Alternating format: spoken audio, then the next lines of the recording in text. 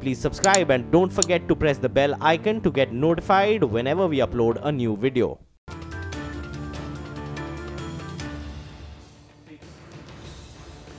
Hello and welcome to Commodity Champions. I'm Manisha Gupta. And let's talk about the farmers, the agriculture and the state that they have been in. And in a show of strength on July 20th, the farmers from several states under the banner of All India Kisan Sangharsh Coordination Committee marched in New Delhi to protest against MSP calculations and to raise public awareness on more upcoming protests that they have been planning.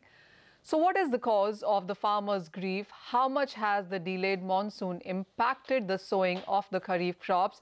To talk that and more, we are now joined by Mr. Suraj Hussain, who is visiting fellow at ICRIER and former agriculture Sekhi as well. Avik Saha is national convener from Jai Kisan Andolan, and also joining us is commodity guru G. Chandrshekhar. Gentlemen, hi. Thank you for being on the show today with us. Mr. Chandrasekhar, let me start with you first of all. And if we look at the latest monsoon numbers, the deficiency, of course, shows in much part of UP, Bihar, Northeast India, actually. And the monsoon is 4% below normal as we stand right now. The sowing numbers in the meanwhile are 9% below as compared to the previous year. July being a crucial month, is it a bit of a concern? Is the panic right there in the markets, or would you still want to wait for next 10-15 days and see the situation actually panning out better? Most people actually look at the red patch, UP, Bihar, Jharkhand, etc., and the whole of Northeast. But I also look at other places. There are borderline cases. Look at Rayalaseema, look at North Interior Karnataka. These are actually borderline cases. They may not be in deficit today, but I'm sure they risk going into deficit or deficient monsoon very soon if it does not rain. And therefore, my sense is there is certainly cause for concern. It's not that the whole country is going to be drought-stricken. No, far from it. Even Gujarat, the Saurashtra, for example, is now a borderline case only because in the last 1 week it has rained there. Otherwise, it was absolutely dry until a week ago. Therefore, we need to wait and watch. It is a matter of concern that today we are 21st of July and the rains have not adequately covered the entire country. And therefore, in some regions, certainly there is a case, I believe, for declaring drought conditions, UP and Bihar in particular, Jharkhand, and whatever contingency plans have been planned. The contingency plans will have to be implemented very, very quickly. And I don't see a point in waiting for the monsoon any longer. All right. And we need to actually look at short duration crops rather than 100, 120 day crops. We need to look at 60, 70 day crops for these regions. Oh, well, that of course is laying the ground out on how we stand at this point in time. But coming to you, Mr. Hussain, we are in a period in agriculture and farming where the last couple of years haven't been good for the farmers. And if we are looking at contingency plans in the sowing period itself, we are still looking at those MSP calculations. We are still away from harvest. We still are awaiting the methodology that would be taken in on how the procurement or the MSP will be implemented. What kind of season are we getting into really? I think overall the news is not bad because the regions which are perpetually short of rains, Marathwada, Vidarbha, parts of Karnataka have received good rainfall. Madhya Pradesh has received good rainfall. Gujarat is also fine. So overall, I think the production of pulses, etc., is going to be normal. In UP and Bihar, there is deficiency. Some of it has been made up in the last few days due to rains. But we must remember that large parts of UP have irrigated lands. So the farmers will use the sources of irrigation for rice. And in areas of UP and Bihar where if the rain continues to be deficient, I'm sure the farmers will shift to other crops like maize and some pulses which take less water. So the contingency plans drawn up for each district by CREDA, which is an ICR institute in Hyderabad, for each district there is a contingency plan, and I hope the state governments would have arranged seeds and other things in these districts, and the farmers will make use of it. Now, overall, I do not see any substantial decrease in production of various agricultural commodities this year. All right. So that really brings us to the next point then. And Avik, getting you in the conversation also, even as we have seen the farm lane waivers being kicked in, even as we have seen the MSP being declared, the farmers clearly are not happy with it. Even as this is a sowing season, we have seen farmers continue to come on roads and protest. What, if you could, briefly tell us to begin this conversation, what really is bothering the farmers and the agri sector even at this point in time?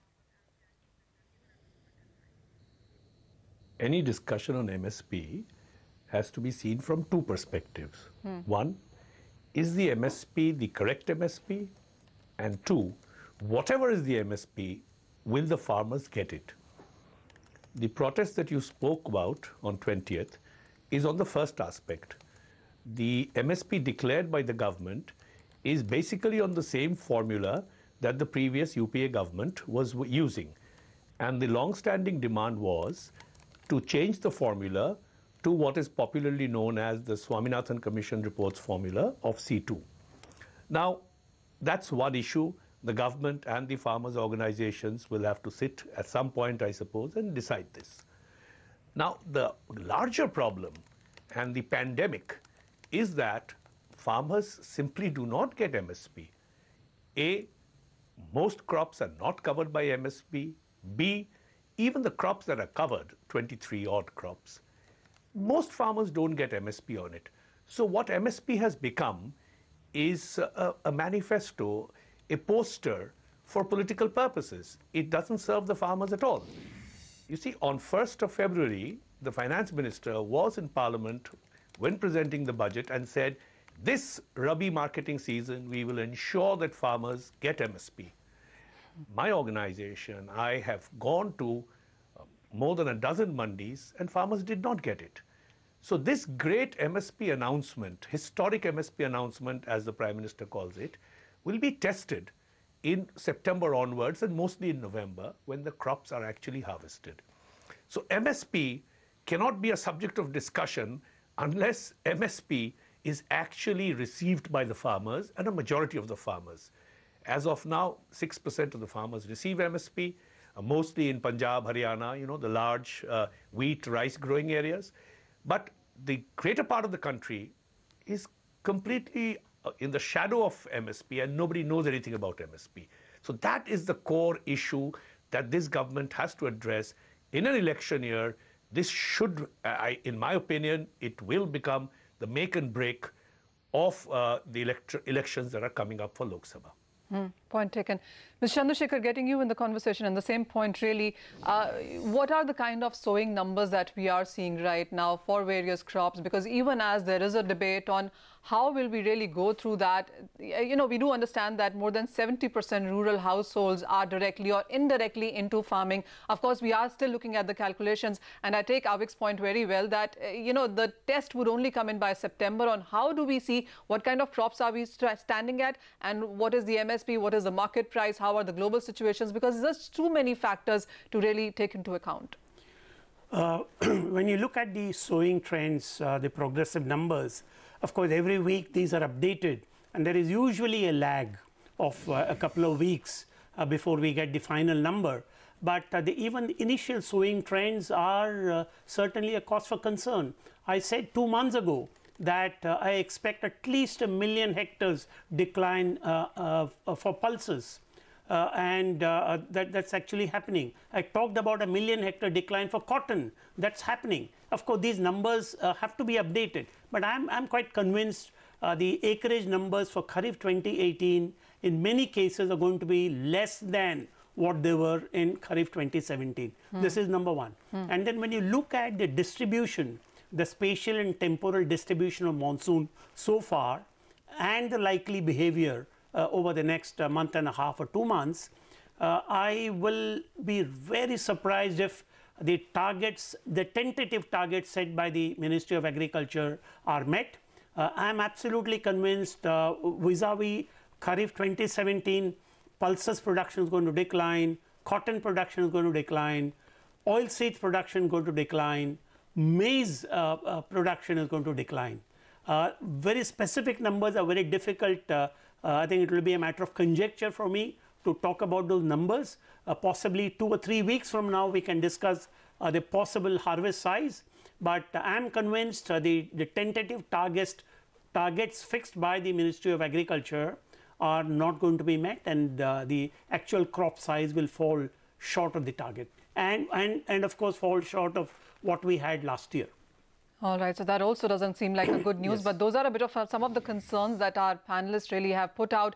We will go for a very short break, but when we come back, we will get all our panelists to talk to us about what kind of solutions can we really look for when it comes to the agri and the farming sector. Welcome back, and you're watching Commodity Champions, and we're talking agri special in this discussion. We are in conversation with the former agri Secchi Suraj Hussain. Avik Saha, national convener from Jai Kisan Andolan, also is with us, and so is Mr. Chandrshekhar.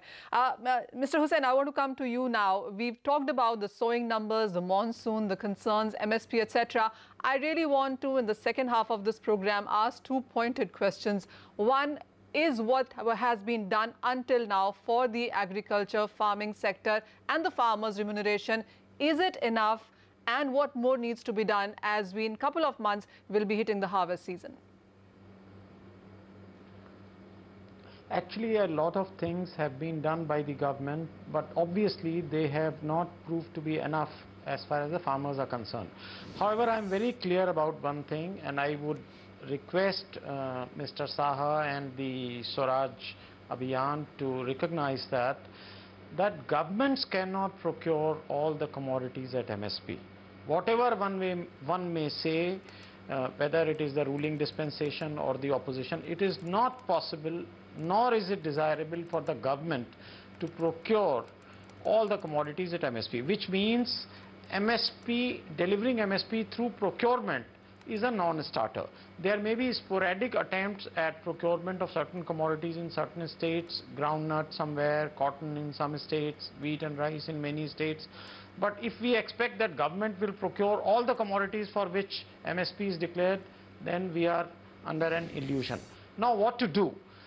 There are several options which are under discussion. One of the options which experimented in Telangana is the direct investment support, under which the farmers have been given 4,000 rupees per acre directly through checks. Now, whether that can be replicated across India, whether that will be remunerative, are things which are yet to be seen. So, I am very sure that no government, neither this government nor any successive government, whether in this Kharif or next Rabi, will be able to procure all the commodities. Therefore, some other alternatives have to be discussed, and I wish the Swaraj Abhiyan and what other alternatives then, Mr. Hussain? To the government. So what other alternatives can we look at into right now? And Avik, you as well, what other alternatives can we really see the way the markets are right now? Actually, two other alternatives have been... Mr. Hussain, go ahead, and then of course Avik can take it up from there. Okay. Now, one alternative which was tried in Madhya Pradesh last year, price deficiency payment, Bhavantar Yojana, that was not a very successful scheme, and we have written about it. And also, replicating it across the country in all the states for all the commodities is going to be impractical, administratively extremely difficult. So that leaves out the alternative of a direct investment support. Now, how much to give, whether the governments can afford that, are things yet to be seen, and I am sure the government and Niti Aayog would be examining that. Avik, take it up from there. What is your sense on what really needs to be done? I mean, we know the methodologies right now. We know the shortcomings that the government might face there. So what are these alternate, methods that can be taken up? I'm in complete agreement with Dr. Hussain that the government should not be procuring all the crops. Absolutely not. What will the government do with it?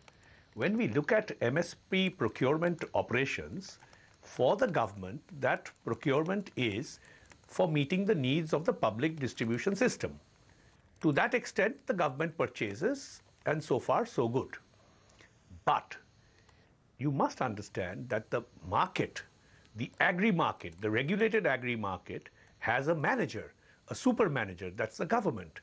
And what the government and successive governments, it's not this government or the last year or 2 years, have failed to do is regulate that market. After all, MSP is being declared for the purpose of being enforced. Otherwise, why declare MSP? And there is no enforcement mechanism.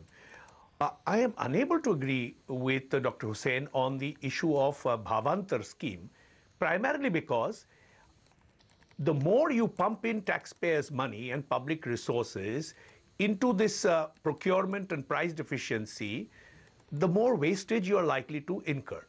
What should be done is that the government has a intervention, both in terms of a regulatory intervention mechanism and a stabilization price mechanism, where government purchases and ensures that the market does not go below MSP.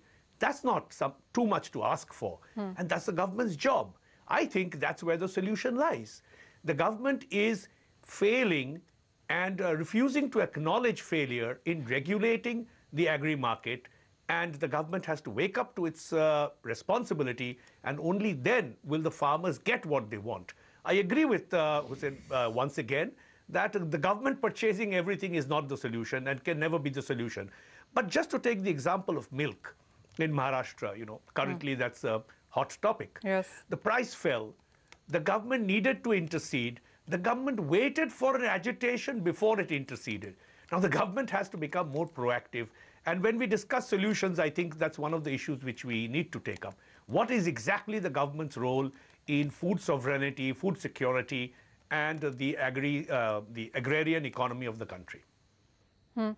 Chandrshekhar, you wanted to put in a point as well. Certainly, as someone who's been tracking agriculture policies over the last 25 years or so, I've written any number of commentaries. There are two issues. One is, of course, we need to revisit our agriculture policy as a whole. I think there are a lot of gaps in the agriculture policy. That's number one. Number two, what is important is our policies, whatever they were and whatever they are even today, are more production centric. I think we need to certainly produce more, but we are not paying enough attention to expanding demand. We need to produce more at the same time, and simultaneously we need to take steps to expand demand, because our existing per capita consumption levels are rather low, and there is a huge nutrition challenge within India, protein deficiency and calorie deficiency. But more important than that is are the structural problems of Indian agriculture. Over the last 20 years that I know, structural problems have been completely ignored, completely overlooked. You have the input delivery system, irrigation, infusion of technology, expenditure on rural infrastructure, using building capacity amongst farmers. I think we haven't done much in these at all. And once we invest enough resources, both the financial resources, human resources, and technological resources in addressing the structural problems of Indian agriculture, production will automatically increase. And when production increases, you need to find ways and means of expanding consumption and expanding demand. Prices will become more stabilized, both for the farmers and for the consumers. And in doing this, there will be hiccups. And if the sector needs subsidy, whether producer subsidy or consumer subsidy, I think we should be able to give that subsidy or bear that subsidy, of course keeping in mind WTO regulations. Well, that is another debate altogether. That's well, yes, right. Production, productivity, WTO, remuneration, and of course the kind of concerns we're looking at. Mr. Hussain, I also want to come to you with a number. Nearly 52% of the farming families are under debt. And while of course the government seems to have been moving a lot into that, in this space especially, what is the way forward? See, as far as the debts are concerned, the farmers of certain crops are in difficulty, have been under difficulty, but the debt waiver schemes do not differentiate between farmers. So, for example, is there any justification for writing off the loans of sugarcane farmers who are assured of fair and remunerative price, who have more than 90% area under irrigation, whose crops are always purchased by sugar mills? Obviously, the justification is very thin. So, loan waivers cannot be a solution which will help the agriculture sector year after year. But of course, at least, the market should be liberated. And Mr. Jakhar wrote a very good line in yesterday's Indian Express in which he said that let the Prime Minister announce that now that we are producing enough for the country, for most of the agricultural commodities, Essential Commodities Act will be in abeyance for 10 years. Well, yes. Just before we wind this out, Avik, your last word, because you are planning a lot of things with various farmer producer associations, farmer organizations as well. What is the on-ground feedback and what is the way forward from here, really? I just want to add a little point there. Sure.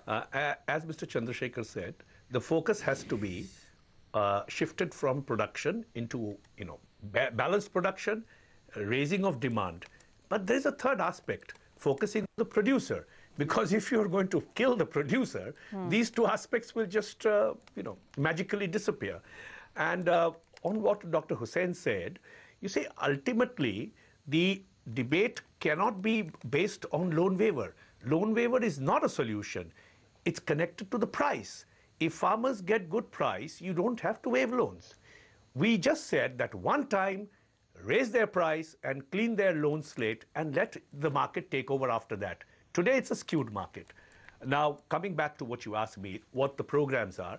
The programs are primarily geared to draw the government's attention to the agrarian crisis and the wildfire that is spreading through the countryside, which is not being ignored. The farmer's problem is not an electoral problem. The farmer's problem is an economic problem, and it needs an economic solution. The government till now, and even the opposition, are treating it just as a political issue. That won't work. We have, on 9th of August, a countrywide protest to mark the day, Quit India Day, with a farmers' protest. From September onwards, and culminating on 9th, 10th, and 11th October, we are going to have the Mandi program, which is to ensure that all farmers get MSP, because that's the key time when the crops will come in. And on 30th of November, we will have a very, very large gathering of farmers at Delhi to draw the government's attention, as I said before, to the crisis that the farmers are facing. So these are protests. We hope it will be noticed, and we hope the government will meaningfully interfere and solve things now. We hope that too, gentlemen. It has been a very enriching conversation with all three of you. Thank you so much for joining us. And we really hope that the next 3 months we do see a lot of action when it comes to the agriculture sector there. With that, we wrap up this monsoon special on Commodity Champions. Thank you so much for watching.